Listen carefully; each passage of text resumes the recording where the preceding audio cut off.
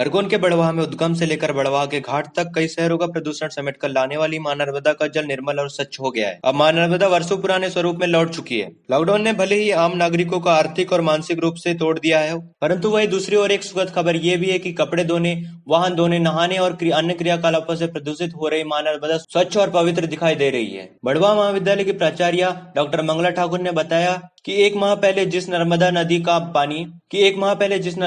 का पानी मटमैला और अशुद्ध था, वह आज मिनरल वाटर जैसा शुद्ध हो चुका है। नर्मदा का पानी साफ दिखाई देने लगा है। इस जल में प्रतिरोधक क्षमता बढ़ाने के विशेष गुण हैं। नर्मदा जल की कठोरता और बैक्टीरिया भी कम हुए हैं।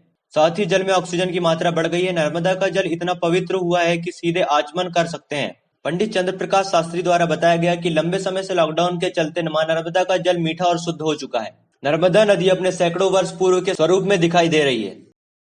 40 साल पुराना जो नर्मदा जी का जल था, वैसा नर्मदा जी ने अपना स्वरूप जो है वो प्राप्त कर लिया है। लॉकडाउन के 35 दिन पूरे होने वाले हैं और अभी प्रशासन की ओर से सख्त निर्देश है कि कोई भी घाट पर स्नान या कपड़े धोना या अन्य गतिविधियां नहीं करे। तो बीच की जो 2 अमावस्याएं गई हैं, उसमें हम देखते थे कि ढेरों गंदगी वहाँ हो जाया करती थी। अभी जैसे गर्मी के दिन चल रहे थे तो लोग भी बहुत साबुन, सोडा, शैम्पू इत्यादि का इस्तेमाल किया करते थे और खूब पानी को गंदा किया करते थे।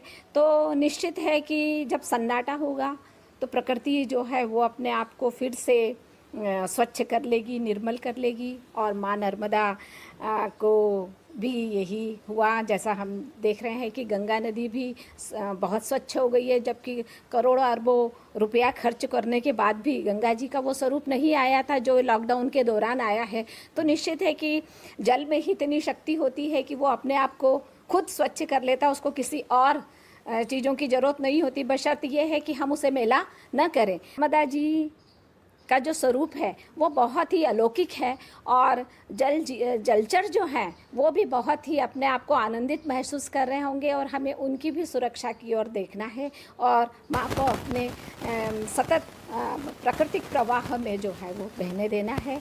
तो नर्मदा जी की स्वच्छता को, निर्मलता को, पवित्रता को बनाए रखने के लिए वो अपनी ओर से भरसक प्रयास करें। लॉकडाउन के कारण आज हमारी माँ नर्मदा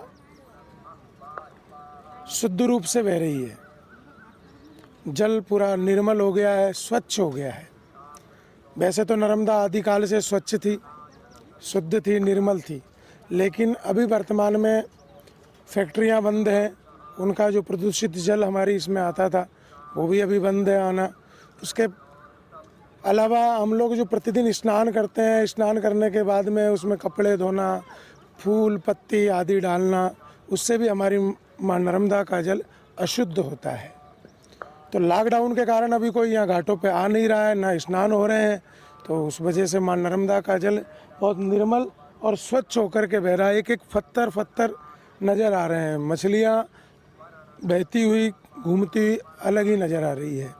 तो मैं अपील करूँगा सभी आम जनता से कि माँ नर्मदा में अगर हम स्नान करें तो उसकी शुद्धता का हम पहले ख्याल रखें। सभी लोग जब स्नान करें तो उसके पश्चात में यहाँ पर एक तो फूल पत्ती माँ में चढ़ाना, हम घर का मंदिर में पूजा पाठ करते हैं, उसका जो निर्माल्य होता है उसको ला करके नर्मदा जी में डाल देते हैं, उससे जल अशुद्ध होता है। तो उसका विशेष ध्यान रखें। कपड़ों का यहाँ धोना बंद करें और साबुन आदि, शैम्पू आदि लगा करके हम लोग स्नान करते हैं, वो केमिकल की चीज़ों से भी हमारा ये जल अशुद्ध होता है। ये लॉकडाउन का प्रभाव है कि कई वर्षों बाद आज नर्मदा इतनी स्वच्छ हुई है, तो आगे भी उसको स्वच्छ बना के रखें, निर्मल बना के रखें।